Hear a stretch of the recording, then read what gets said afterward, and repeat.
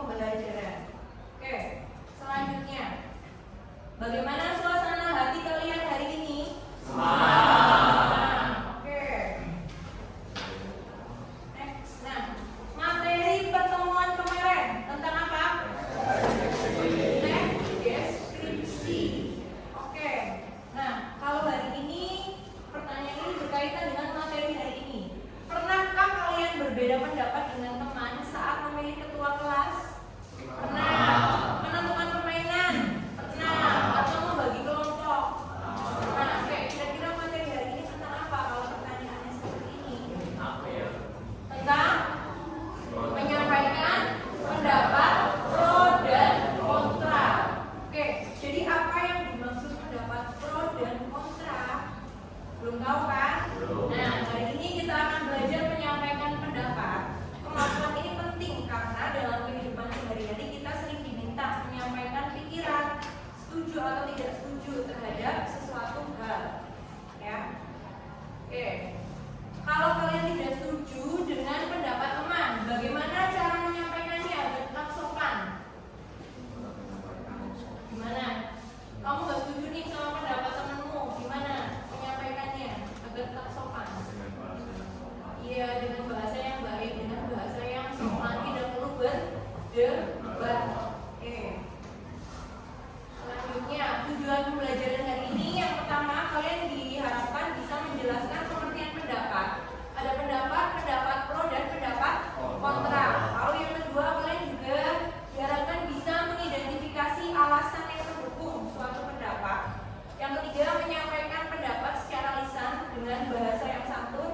Lalu yang keempat, menanggapi pendapat teman dengan sikap menghargai. Dan yang terakhir, menulis satu pendapat singkat disertai alasan yang logis atau masuk akal. Nah, ini pengertian dari pendapat.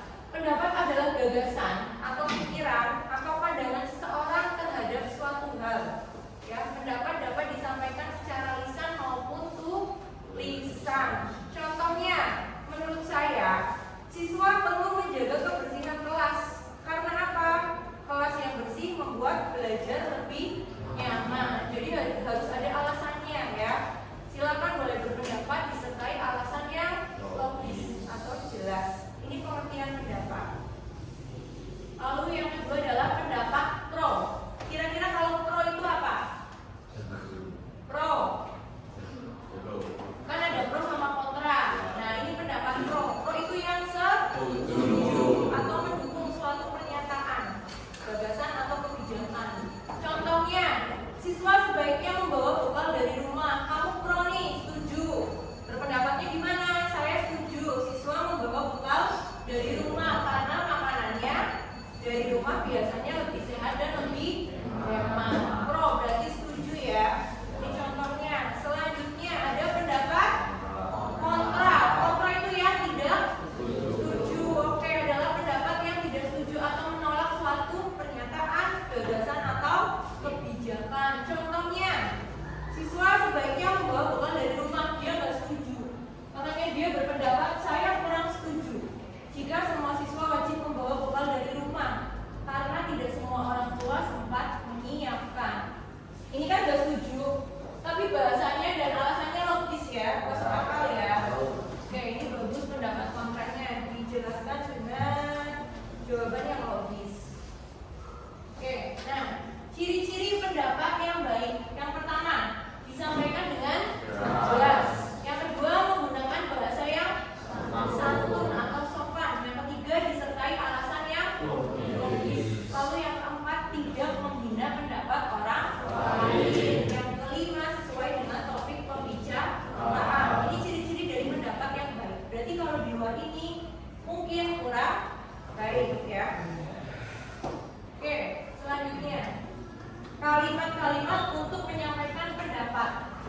Contohnya jenis kalimat yang menyatakan setuju. Contohnya, saya setuju dengan pendapat tersebut karena dijelaskan alasannya. Selanjutnya, contoh kalimat tadi yang menyatakan setuju. Menurut saya, pendapat itu benar karena disertakan jawaban yang logis. Lalu saya mendukung gagasan tersebut sebab bla bla bla bla bla, alasannya yang logis. Ini jenis-jenis kalimat yang menyatakan setuju. Oke, kalau menyatakan tidak setuju secara santun, ya, secara santun, secara sopan, saya kurang setuju karena disertakan alasannya. Lalu menurut saya ada hal lain yang perlu dipertimbangkan, yaitu titik. Lalu saya menghargai pendapat tersebut, tapi menurut saya itu kan lebih sopan ya. Oke, yang terakhir itu ada jenis kalimat menanggapi pendapat teman. Saya sependapat dengan Ain agar membawa bekal dari rumah, itu yang setuju. Kalau yang tidak setuju, saya kurang setuju karena tidak semua orang tua menyiapkan bekal untuk anaknya. Oke, lalu ada saya memahami pendapatmu, tetapi disertakan alasannya. Lalu yang terakhir, pendapatmu menarik, namun menurut saya titik disertakan alasan yang logis. Oke, sekarang Bu Alfa mau kalian menjawab pertanyaan. Bu Alfa kasih waktu 5 menit ya. Siswa perlu membaca buku 15 menit sebelum pelajaran dimulai. Kalau yang setuju berarti pro ya.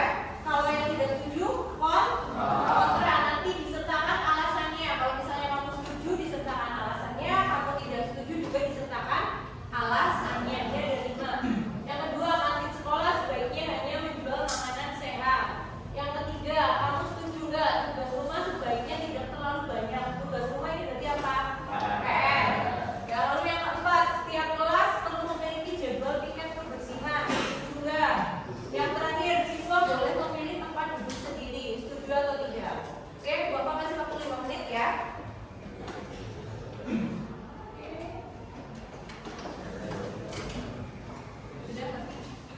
Sudah disiapkan?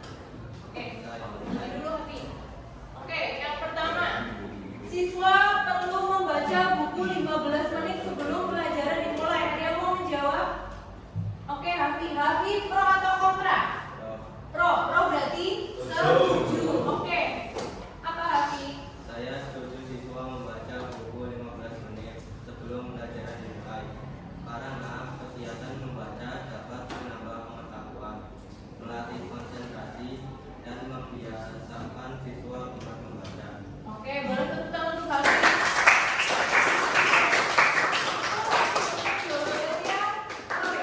Oke, selanjutnya nomor 2, kantin sekolah sebaiknya hanya menjual makanan sehat. Ada yang mau menjawab?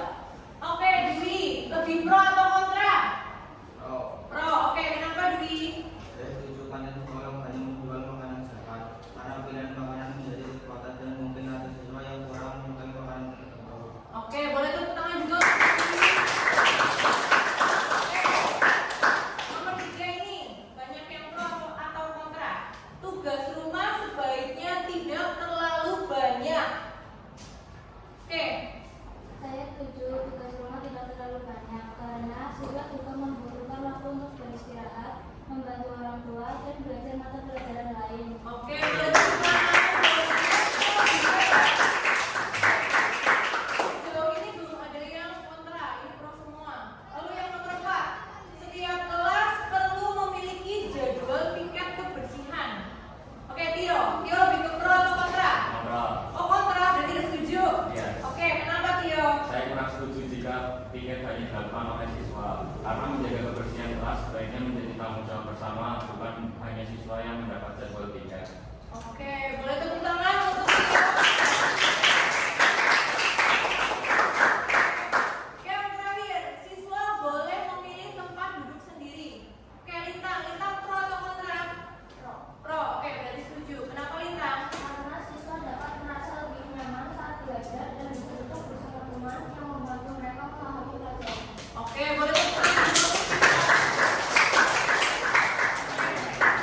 Bapak rasa kalian sudah paham ya? Sudah. Pro dan kontra. Ya. Oke, selanjutnya. Oke, Bapak beri penjelasan lagi, beri pertanyaan lagi. Ya, sekarang dari materi yang tadi Bapak jelaskan, apa yang dimaksud pendapat? Oke, apa sudah? Pendapat adalah berdasarkan pikiran atau pandangan seseorang terhadap suatu hal atau masalah. Oke, boleh tepuk tangan.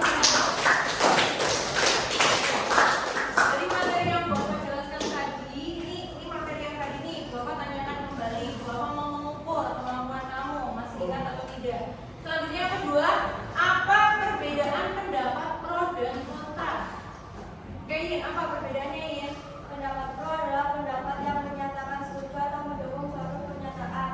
Contohnya, saya setuju siswa membaca buku 15 menit sebelum pelajaran dimulai karena dapat menambah pengetahuan. Pendapat kontra adalah pendapat yang menyatakan tidak setuju atau menolak suatu pernyataan. Oke, boleh tepuk tangan untuk Ayin. Terakhir, ya. Mengapa pendapat harus disampaikan secara santun? Tadi di awal sudah Bapak jelaskan. Oke, Azam. Kenapa, Azam? Kenapa harus disampaikan dengan santun agar tidak menyinggung perasaan orang lain, menjaga suasana diskusi tetap baik dan menunjukkan bahwa kita menghargai pendapat orang lain. Oke, boleh tepuk tangan untuk Azam. Oke, sudah jelas ya. Oke, dari materi hari ini. Oke, selanjutnya kesimpulannya ya. Hari ini kita belajar bahwa berbeda pendapat itu boleh, sangat diperbolehkan ya. Namun pendapat harus disampaikan dengan alasan yang jelas dan bahasa yang santun serta tadi kata Azam tidak menyinggung. Jam kedua.